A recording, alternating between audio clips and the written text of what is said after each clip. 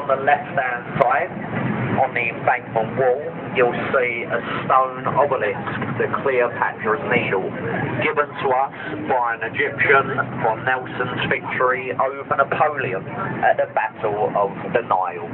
Now they do say that needle is actually older than London itself, so over 3,500 years old.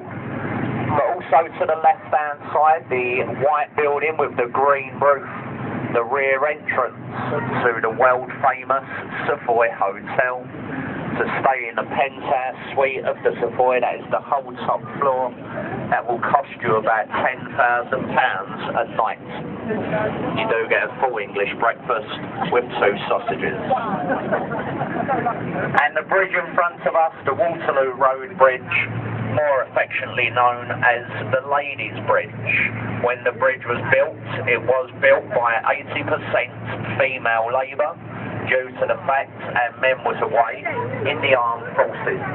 The ladies faced the bridge with a very expensive self-cleaning porcelain stone. Every time it rains in London, the face of the bridge will clean itself. It was also the only bridge to be built on time and on budget. So as you can see, the ladies really did do a fantastic job.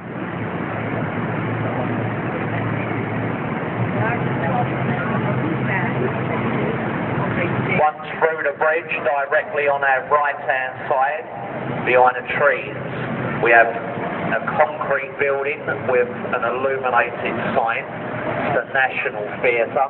That building was described by 10 of London's top architects as being the ugliest looking building in London. Prince Charles, the Prince of Wales, he had an opinion on that building. Let's be honest, he does know quite a lot about ugly things. Buildings, of course. He actually said that building looks more like the back end of a nuclear power station, so clearly not impressed. Keep looking on the right-hand side, the tall tower block with the dark glass windows. Also, there's a smaller building behind the trees. These are the ITV studios. It's where they film programmes such as The X Factor, Britain's Got Talent, Dancing on Ice, Red or Black, The Cube, Anton Beck's Saturday Night Takeaway. It's all filmed on your right-hand side. That's ITV.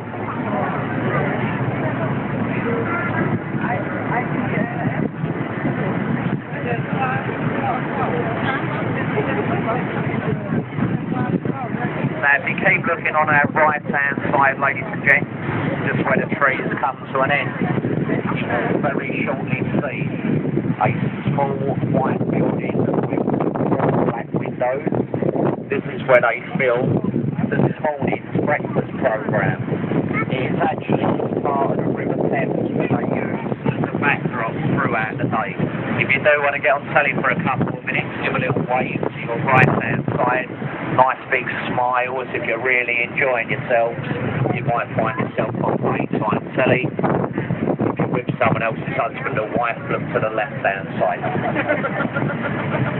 But also coming up on our right-hand side, the red brick building with the Oxo Tower. Many years ago, it was illegal to advertise on the banks of the River Thames. Oxo come up with a very clever idea. They installed their logo in the shape of windows. But at night, when they turn their lights on, the word Oxo shines out red over most of London. That is said to have saved them millions of pounds in free advertising. The top floor of the building is an Harvey Nichols restaurant. Very nice, but also very expensive. See some people up there at the moment who've just had their lunch. Now they're deciding whether to pay the bill or just jump. Right, ladies and gents, for those who are on the front deck, please do not stand in the centre aisle of the boat. It is an emergency gangway. If you could take to a seat. Hello? Can you not stand in the centre aisle, folks? Thank you. It's an emergency gangway. Also, the people who are sitting down can't see either side because you're standing right in their way. So just carry on with doing what you're doing, don't really worry about it. It's all right. Oh, you do get them on here, folks. Now, if you look over to our left, the white building there with a green sloping roof and the black pinnacle on the top, it's the old City of London School for Boys. Lord Asquith, he used to go to this school. Look to the face of the building between the archway windows. You'll see 4 statues. From left to right, these are of John Milton, Sir Isaac Newton, Sir Francis Bacon, and of course, David Beckham. He's the one on the end with a football and the Gucci jacket. I'm only joking, of course. The one on the end is William Shakespeare, 4 of this country's most famous scholars. The next bridge in front of us, the Blackfriars Railway. Look to the supports of the bridge either side of the archway. You'll see they've been built to represent the pulpits of a church that was under the express wish of Queen Victoria. As we pass through the bridge, if you take a look either side of the boats, you'll very shortly see 8 red support columns. These are what remains from the old St Paul's Railway Bridge, built by Isambard Kingdom Brunel. You will see they've took the top piece of the bridge away. It became unsafe from the modern day trains. They left the support columns in place, fear of undermining the foundations of the other 2 bridges. The last bridge in the group of 3, the Blackfriars Railway Bridge.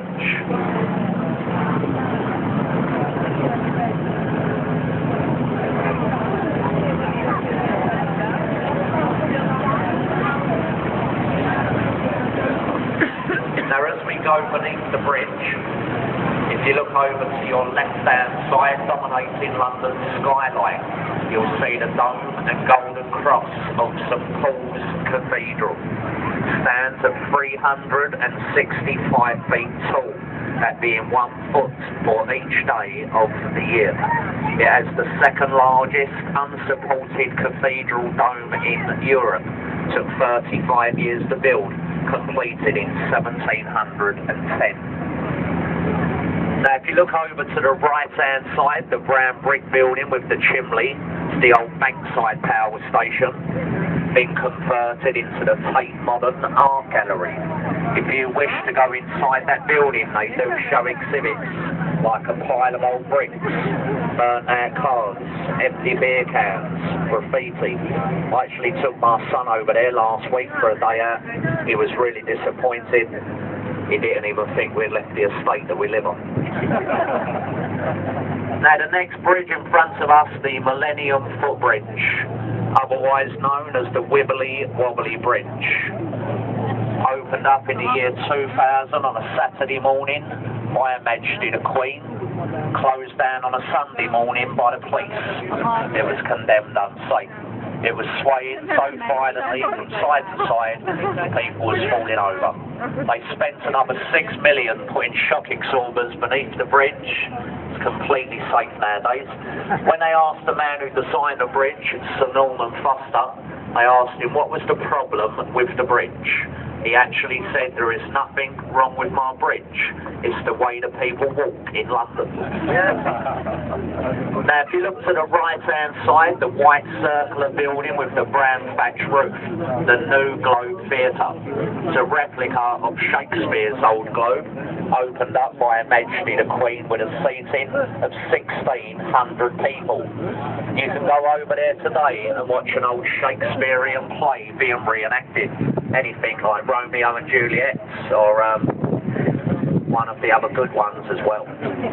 Oh yeah, Hamlet, that's my favourite. Now the next bridge in front of us, the Southwark Road Bridge. It is the least used bridge to span the River Thames, and that is because the approach roads, they are so well hidden into the back streets, the one-way systems of London. Not many Londoners actually know that the bridge exists. But look above the bridge on the right-hand side, you can't miss the Shard of Glass. It's the tallest building in Western Europe, also one of the ugliest. It comprises of many things: a shopping centre, luxury flats and apartments. The 72nd floor is a viewing gallery. Now we do highly recommend going up to the viewing gallery. Once you get up there, it's the only place in London you can't see the Shard.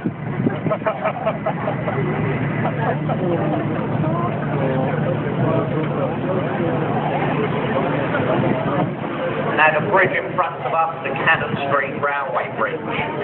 Look to the right-hand corner of the bridge, you'll see a brown brick building with red window frames, the Anchor Tavern at Bankside. This pub used to be frequented by Dr. Johnson and Samuel Pepys, two of this country's famous diarists. Now next year, ladies and gents, that pub will be 400 years old. It was built in 1615. It's also a small bed and breakfast. You can actually stay over there. I would highly recommend it. It is a lovely pub. As I say, the Anchor Tavern and Bankside. One of the nicest pubs on the River Thames. They're all nice after a few pints.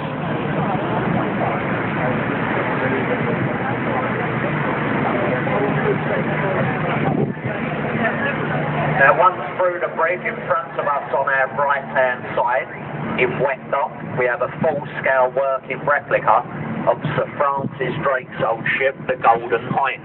The original one sailed around the world once.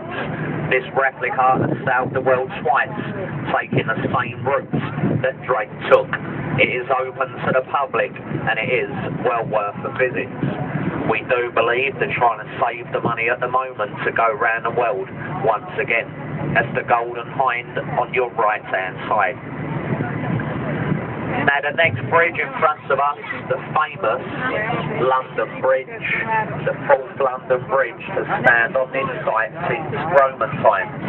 This one was opened up in 1973 by Her Majesty the Queen. The one before this, it now stands in the Arizona desert across a man-made lake called Lake Havasu, sold off to America for $1.5 million.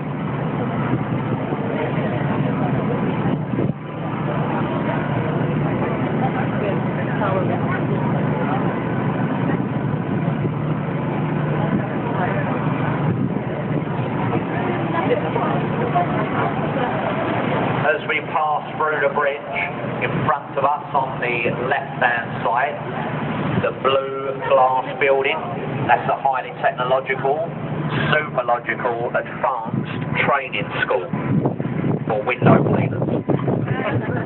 Also to the left-hand side, the yellow brick building with a grey rounded roof, the old Billingsgate fish market. A very famous man started his career inside the building at the age of 15. He later on changed his name and his profession. He's now known as Sir Michael Caine. He started his career going by the name of Maurice Micklewhite. He was an apprentice to his father. Also on the left-hand side behind the trees, the large white building with the 6 black chimneys on top is Customs House. If you're caught bringing too much duty-free into the country, cigarettes, alcohol, it's all confiscated and stored in the basement of that building, where it's then said to be burnt. Now I've worked out here for the last 17 years and I've never seen a puff of smoke coming from those chimneys. We have been told they do have the best Christmas parties anywhere in London. Now in front of us on the right hand side we have the C-35 HMS Belfast. The Belfast has 12 guns, 6 at forehead and 6 at aft. Now see the flag the Belfast is flying there at the front of the boat? The Union Jack. Now if you ever see that flag flying on any buildings, it is not a Union Jack, it is just a Union flag. The only time it's called a Union Jack when it is flown from the jackstaff of a ship. So if you see it on any buildings, it's not a Union Jack, it is just a Union flag. Now the Belfast, she last saw action during the Korean campaign. She has over 7 different decks to explore, right the way from the engine room up to the navigational bridge. Well worth a visit, especially if you have children. If they're under the age of 16, they go on board free of charge. If you've got about 12 kids, that is definitely the place to go. Now, in front of us on the left-hand side, behind the trees, we have the world-famous Tower of London. Now, the centre parts are the oldest parts, and that is where you'll see 4 towers and a flagpole. Now, it's known as the Norman's Keep, or the White Tower. It dates back to 1078. There's been many things in its time, including a royal mint, a royal zoo, a royal observatory, a royal fortress, a place of execution, and the last person to be imprisoned in a tower, Rudolf S. Adolf Hitler's deputy. Look to the embankment wall, ladies and gents, in front of the tower. You'll see a bricked up archway. Above the archway you can read entry to the Traitor's Gate. If you was found guilty of treason in the Palace of Westminster, you would have been rowed down river by barge, taken through the gateway around the moat to Tower Hill, where your head would have been chopped off. The rest of their bodies would have been minced up, turned into pies and given to poor people. No, I'm only joking, I just made that last bit up for you to make it a bit more exciting. Now, directly in front of us, the gateway to London, Tower Road Bridge, designed by Sir John Wolfe Barry in 1894. The 2 centre spans of the bridge both weigh in the region of 1,100 tonnes. They can be raised into the upright position in just under 90 seconds. Failed to open once and once only. That was on the opening ceremony when a ship hit the bridge. It's also the only bridge to be insured with Lloyd's of London as a ship and not a bridge. When the centre spans are raised, it needs a crew of a mate, an engineer and a captain standing by. Now, ladies and gents, there is a very old tradition with Tower Bridge. It is said if you see anyone on this bridge, give them a little wave. They should wave back. Hopefully, as I say, it's a very old tradition.